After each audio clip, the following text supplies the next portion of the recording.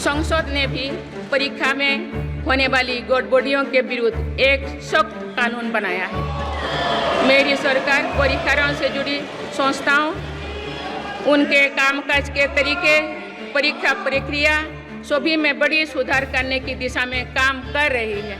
मेरी सरकार ने युवाओं की राष्ट्र निर्माण में भागीदारी और बढ़ाने के लिए मेरा युवा भारत माय भारत अभियान की शुरुआत भी की है। इसमें अब तक 1.5 करोड़ से अधिक युवाओं का पंजीकरण हो चुका है। राष्ट्रपति द्रौपदी मुर्मू ने संसद में अपने अभिभाषण के दौरान नीट पेपर लीक का भी जिक्र किया। उन्होंने कहा कि सरकार नीट पेपर लीक में शामिल लोगों को सजा दिलाने के लिए प्रतिबद्ध है। उन्होंने आगे कहा कि हाल ही में हुई अनियमितताओं और पेपर लीक से सख्ती से निपटा जा रहा है। सरकार का ध्यान परीक्षा प्रक्रिया को बेहतर बनाने पर है। दोनों सदनों की संयुक्त बैठक को संबोधित करते हुए मुर्मू ने आगे कहा कि पेपर लीक जैसी घटनाएं पहले भी हो चुकी हैं। हमें राजनीति से ऊपर उठकर समाधान खोजने की जरूरत है। सुनिए। माननीय सदस्यगण, सरकार का ये निरंतर प्रयास है कि देश के युवाओं को अपनी प्रतिभा दिखाने का उचित अवसर मिले।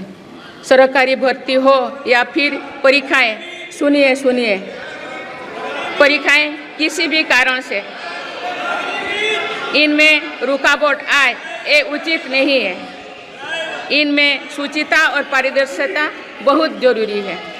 हाल ही में कुछ परीक्षाओं में हुई पेपर लीक की घटनाओं की निष्पक्ष जांच और दोषियों को कड़ी से कड़ी सजा दिलवाने के लिए मेरी सरकार प्रतिबद्ध है। इससे पहले भी हमने देखा है कि कई राज्यों में पेपर लीक की घटनाएं होती रही है। इस पर दलीय राजनीति से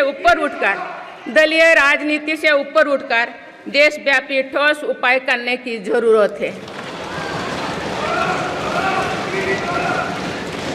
संसद ने भी परीक्षा में होने वाली गड़बड़ियों के विरुद्ध एक सख्त कानून बनाया है। मेरी सरकार परीक्षाओं से जुड़ी संस्थाओं, उनके कामकाज के तरीके, परीक्षा प्रक्रिया सभी में बड़ी सुधार करने की दिशा में काम कर रही है।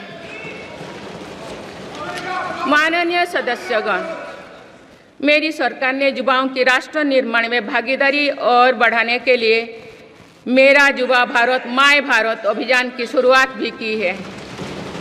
इसमें अब तक 1.5 करोड़ से अधिक युवाओं का पंजीकरण हो चुका है। इस पहल से युवाओं में नेतृत्व कौशल और सेवा भावना का बीजारोपण होगा। वहीं राष्ट्रपति मुर्मू ने आगे अपने अभिभाषण में प्रधानमंत्री नरेंद्र मोदी के नेतृत्व में लगातार तीसरी बार बनी सरकार के बारे में उल्लेख करते हुए कहा कि सरकार आगे कई ऐतिहासिक फैसले लेगी। उन्होंने कहा कि देश में 6 दशक के बाद पूर्ण बहुमत वाली स्थिर सरकार बनी है। लोगों ने इस सरकार पर तीसरी बार भरोसा जताया है। लोग जानते हैं कि सिर्फ यही सरकार उनकी आकांक्षाओं को पूरा कर सकती है। टाइम्स नाउ नव भारत डिजिटल की रिपोर्ट।